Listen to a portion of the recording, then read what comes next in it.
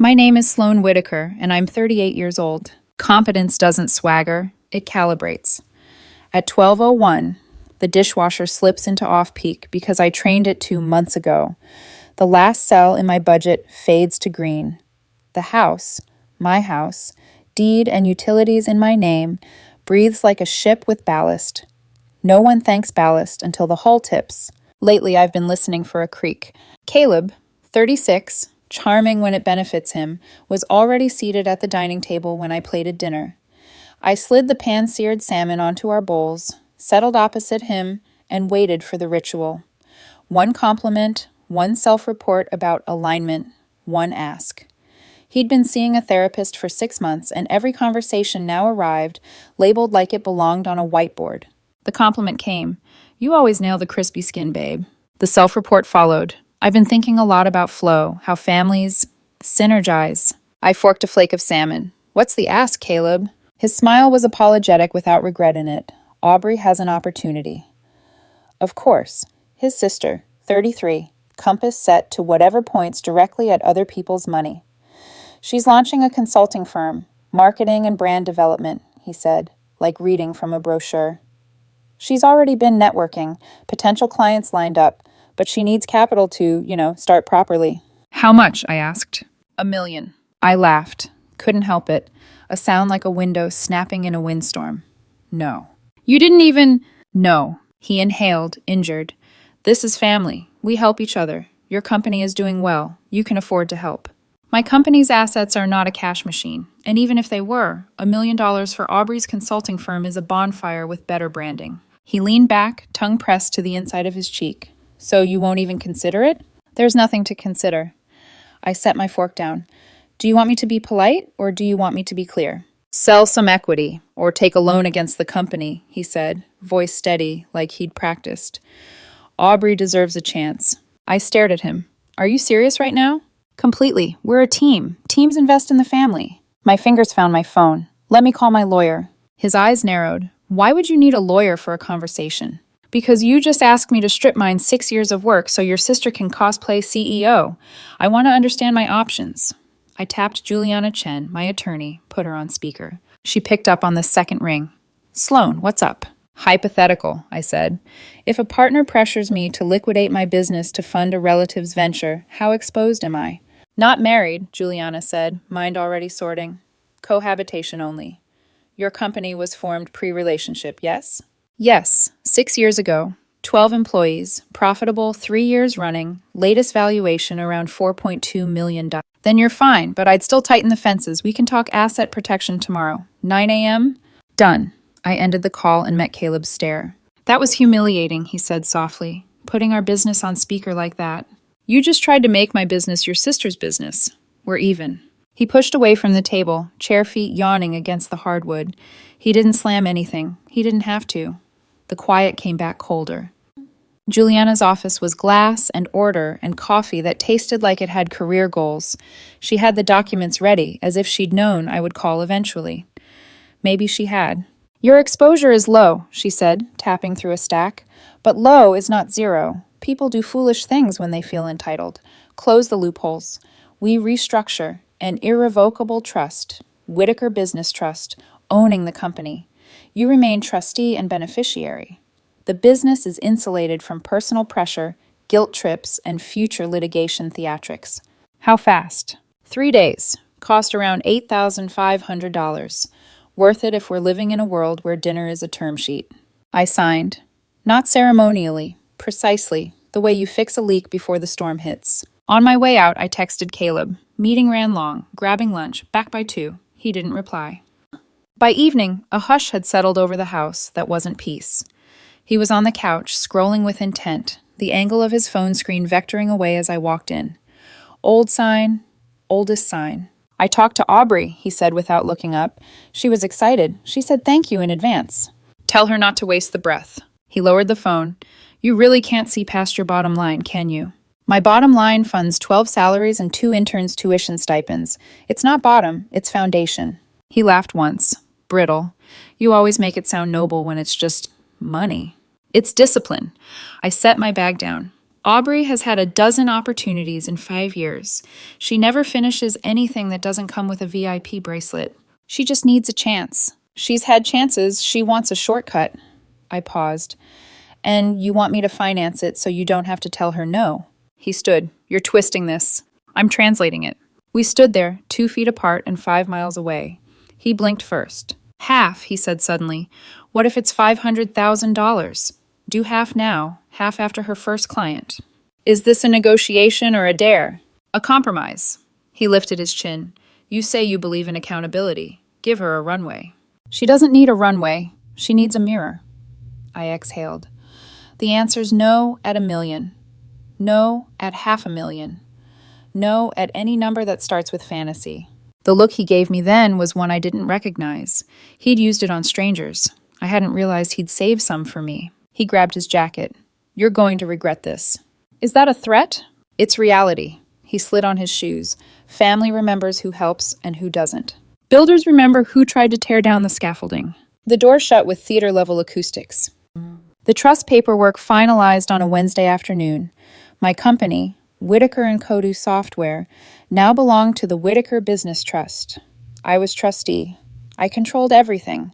The rules were explicit about fiduciary duty. I couldn't liquidate for someone's dream without breaching my obligations. I drove home the long way, past the water, letting the horizon rinse through my head. Resolve is quiet until someone pounds on it. When I walked in, Caleb was at the table again, this time with backup. Aubrey sat beside him, glossy ponytail, nails like exclamation points. On the far side, Marianne, 61, and Victor, 64, arranged themselves like a committee. What is this? I asked, setting my keys down. Marianne rose with a practiced sigh. We need to talk about Aubrey's opportunity. No, I said, you don't. Aubrey's smile was laminated.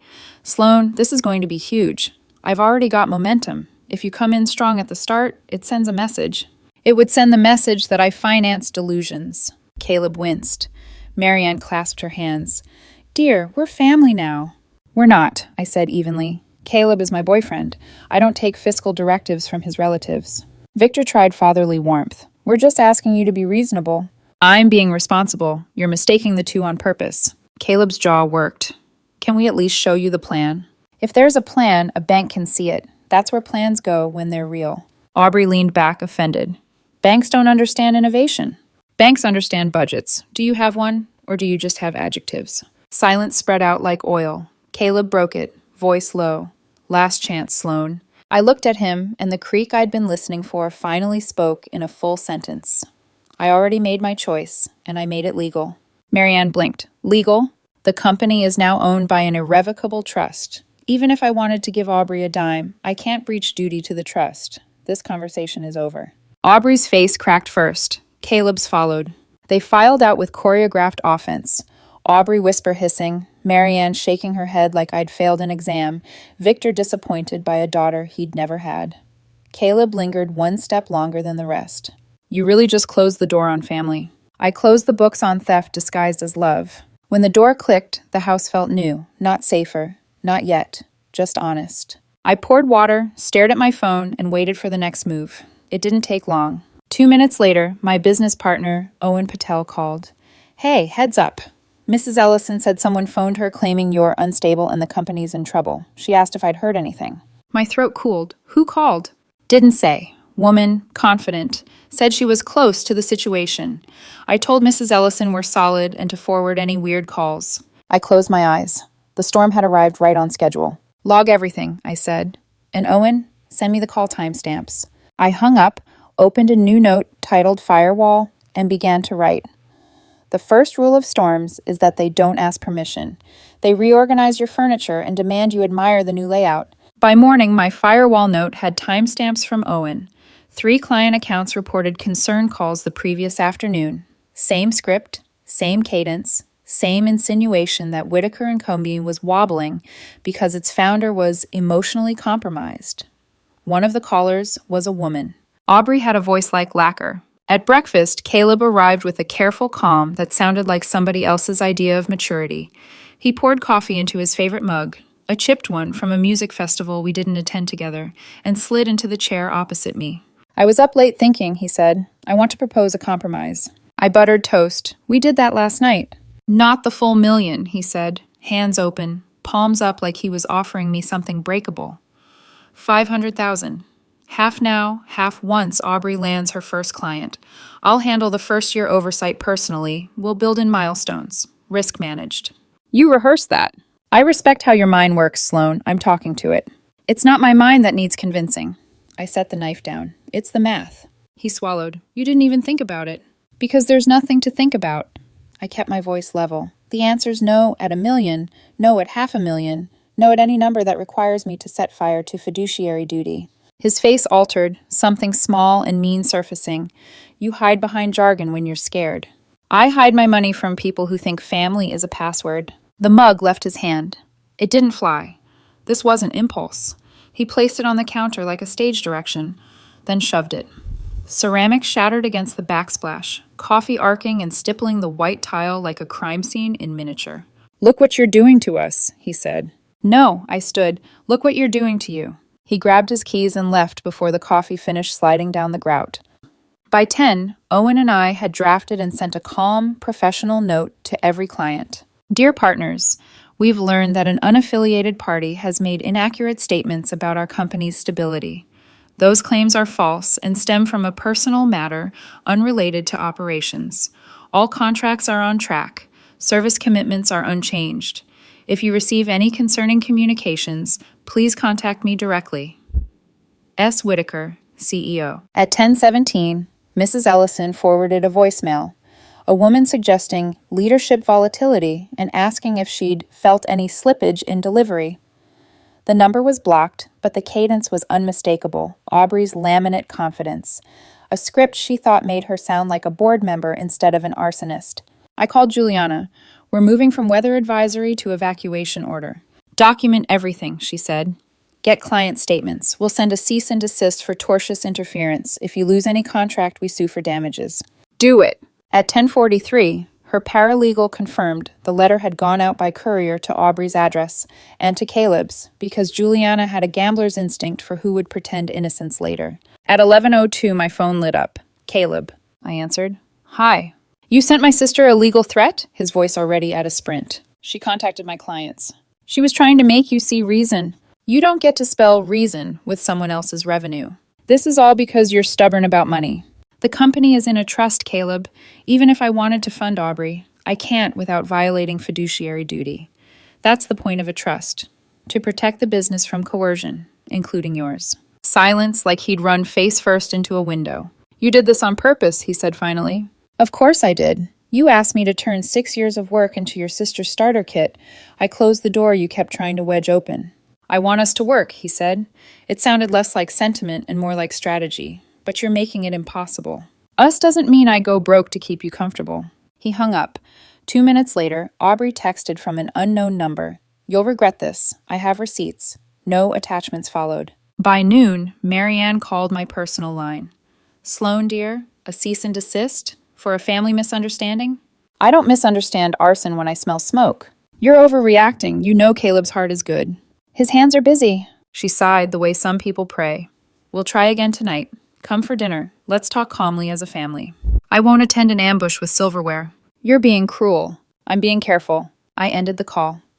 I stood in my own kitchen and let the quiet say what needed saying. I would not negotiate with people who believed access was a birthright. At 2:30, Jenny at reception buzzed in, voice tight. Caleb is here. He wants to see you. He's not taking no for an answer. I looked at my calendar, which suddenly contained only this. Tell him I'm unavailable. I did. Security? We don't... She exhaled. He's sitting in the lobby. Says he won't leave until you stop punishing Aubrey. Punishing. The way toddlers recast boundaries is cruelty. I called building security. 15 minutes later, 2 officers stood by the ferns, while Caleb performed aggrieved reasonableness for a widening audience. Sir, you need to leave, one officer said. I'm here to support my partner, he protested. This is personal, not... This is a workplace, Jomaz, the officer said. You are trespassing. Leave now. Caleb looked toward my door, like a camera might be there to make it all worth it. Then he left, but he didn't take the threat with him. The air still held its outline. Jenny peeked into my office. You okay? I'm making a list. Of what? Everything I won't apologize for. She nodded with the solemnity of 26-year-olds who already understand what it costs to be clear.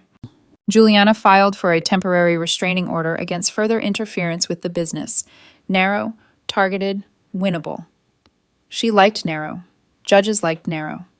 We attached client statements, timestamps, the forwarded voicemail, and a printout of the cease and desist letter with the courier's delivery confirmation initialed by A. Collins.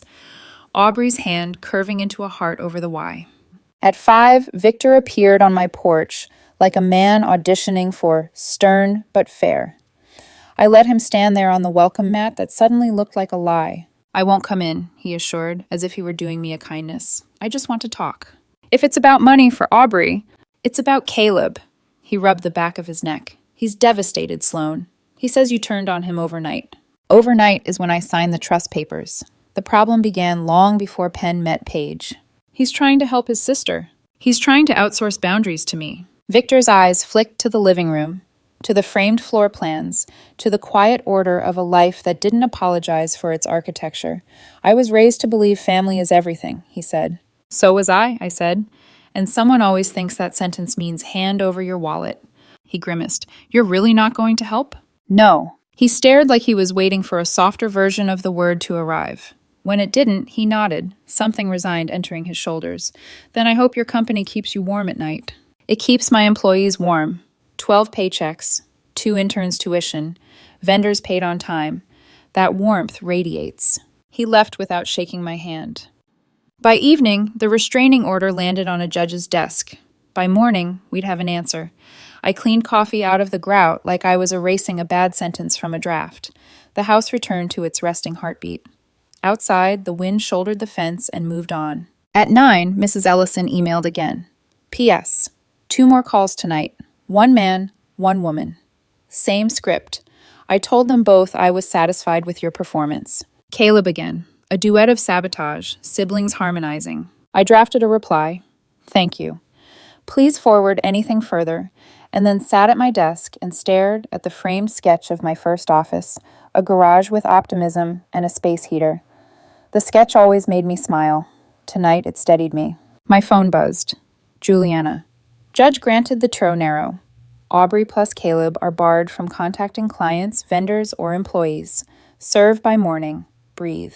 I did. The relief wasn't joy. It was the regulated exhale after you've been holding air for hours you didn't admit to. I texted Caleb a single line. Please direct all communications to counsel.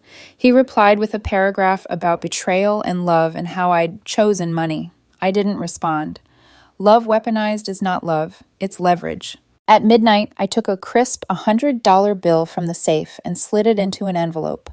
On the front, I wrote in neat black letters, for Aubrey's consulting business. Should cover the first set of business cards. Good luck. S.W. I didn't mail it yet. I placed it on my desk like a prop from an ending I could pick when I was ready. The dishwasher clicked into off-peak at 12:01, dutiful and oblivious. The house breathed. The storm hadn't passed, but I'd mapped the exits. In the darkness, I let myself say the thing out loud that I'd been writing around. I will not be drafted into someone else's fantasy as collateral. The sentence sounded like a spell spoken correctly for the first time. Storms never leave clean footprints. They smear into the next weather. By morning, the temporary restraining order had teeth.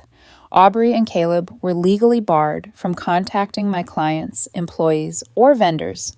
Juliana called it a strong first fence. But fences invite testing. 2 days later, Jenny buzzed again. Sloan, she's back. Who? Aubrey says she's here to apologize. I could hear the sarcasm already. Don't let her pass the door. Jenny hesitated. She's live streaming. Of course she was. Aubrey held up her phone, face lit by that influencer glow filter.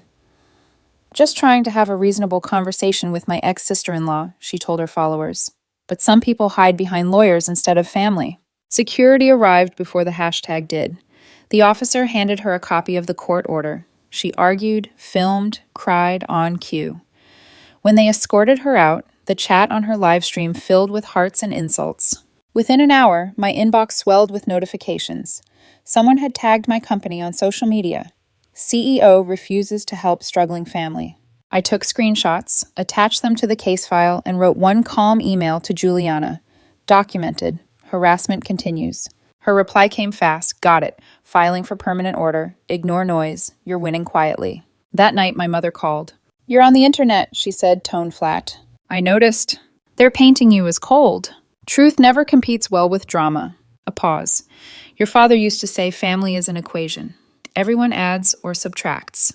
Decide which one you are. I think I'm the calculator. She laughed softly. You get that from me. Mom had retired from the bench 5 years ago, but she still spoke in rulings. Remember, she added, boundaries only offend people who expected to benefit from your lack of them. The harassment campaign escalated in quieter ways. Clients reported anonymous emails hinting I was under investigation. Aubrey's tone was everywhere, artful, self-righteous, written like a press release. Juliana's assistant traced them to a throwaway domain registered under a pseudonym, Calvin R., a convenient coincidence. We added it to the evidence. Meanwhile, Caleb sent a letter through his own lawyer, hand-delivered to my office, alleging emotional damages and contributions to joint success. A backdoor attempt at palimony. He's claiming you owe him half the company's increased value, Juliana summarized over coffee. He never worked a day for it. He says he supported you. By sleeping till noon? She smirked. That's not legally quantifiable support. Relax. We'll dismantle it in a single hearing. Still, it burned. Not because he'd filed, but because he'd believed he could. A week later, court. Small claims room, wood paneling, the scent of recycled drama. Caleb arrived first. Crisp shirt. That smirk of the self-convinced. His lawyer couldn't have been more than 26, clutching a folder like it contained destiny. Juliana stood beside me, organized down to the tab color. The judge flipped through the files. Mr. Turner, you allege you contributed to Ms. Whitaker's company's growth. In what way? Caleb straightened. I provided emotional support, stability, encouragement. The judge raised an eyebrow. Financial contributions? No. Employment within the business? No. Services rendered? I handled household duties sometimes. The judge scribbled. Noted. That's cohabitation, not partnership equity. This claim borders on frivolous. His lawyer cleared his throat. Your Honor, emotional labor has value. Perhaps in poetry, counselor, the judge said dryly, not in corporate valuation. Juliana didn't even need to speak. The gavel fell like punctuation. Case dismissed. Defendant retains sole ownership and no financial obligation. Outside, Caleb's composure cracked. You orchestrated this, he said. The trust, the lawyer, all of it. You planned to cut me out. I planned to protect my company before someone tried to break it. He stepped closer. Too close. You'll regret choosing money over people. I didn't choose money, I said. I chose sanity. He left without another word. The next morning, the permanent restraining order was granted. Aubrey's online campaign vanished overnight, either scrubbed or struck by reality. Caleb's lawyer withdrew from representation 3 days later, citing irreconcilable communication issues. I finally exhaled. The quiet this time wasn't tense, it was earned. Still, one last ripple. Victor showed up at my porch again. I'm not here to argue, he said, just to understand. Understanding isn't free, I replied. It costs listening. He nodded. Aubrey's moved back home. Caleb's a mess. Marianne blames you. She always will. People hate the mirror more than the monster. He studied me for a long moment. You're really done? I was done the moment they mistook my boundaries for negotiation. He sighed. You'll end up alone. I'd rather be alone than surrounded by takers. He turned to leave. Then, halfway down the path, he looked back. You're strong, Sloan. I just wish you didn't have to be. So do I. He nodded once, as if a verdict had been reached. Later that night, Juliana texted a single line. Congrats, client fully protected, case closed. I set the phone down and poured a glass of wine I didn't need. Through the window, the city hummed. Unconcerned. Untouchable. I'd won, technically. But victory isn't peace. It's just quiet after noise. In that quiet, I finally let the exhaustion arrive. Somewhere beyond my walls, Aubrey was rewriting her failure as someone else's cruelty. Caleb was nursing the idea that betrayal looked like responsibility. And me? I was sitting in the house I built, realizing that the only thing lonelier than losing love is surviving it intact. 3 months later, the dust had settled, though dust never truly leaves. It just learns to sit politely in corners. Whitaker & Coney was stable again. 2 new contracts signed. Revenue up 18%. The employee bonus pool healthy enough to make Christmas feel like something earned, not granted. Owen started teasing that I should write a book on defensive entrepreneurship. I smiled but didn't correct him. Defense isn't strategy, it's survival. The framed envelope still sat on my desk, the crisp $100 bill addressed to Aubrey. I'd never mailed it. Instead, I left it visible, a reminder that silence can be louder than retaliation. Then one afternoon, the doorbell rang. A courier. Inside the envelope, the same $100 bill, torn neatly into pieces, taped to a note. I don't need your charity, A. I stared at it longer than I should have. The tape shimmered like denial pretending to be pride. I slipped the fragments into a new frame, labeled it with a brass plate. The best investment I never made. Owen saw it later that week. That's dark. That's documentation, I said. The legal chapter closed cleanly. Juliana's final invoice was merciful. $15,000 in fees for saving a $4.2 million company. Worth every cent. She met me for lunch to celebrate. You know, she said, I have clients who would have crumbled the second family started throwing words like loyalty and love. I almost did, I admitted, but love that demands liquidation isn't love, it's leverage. She raised her glass. To leverage, then. May you always hold it, never be it. That evening, a message appeared in my inbox. Subject line, you should know. Sender. Mara Quinn, a former mutual friend, closer to Caleb's side, I thought. Sloan, this will sound messy, but you deserve the truth. 6 months ago, Caleb told me that once Aubrey got your funding, he planned to reassess the relationship. He thought he could challenge the trust and claim part ownership after she launched. Said you'd never see it coming because you trusted him. I didn't want to get involved, but watching how they dragged your name, I couldn't stay quiet. I'm sorry. Mara, I reread the message twice, once as a lawyer might, once as a human. It didn't surprise me. It clarified everything. They hadn't been improvising chaos. They'd been executing a plan.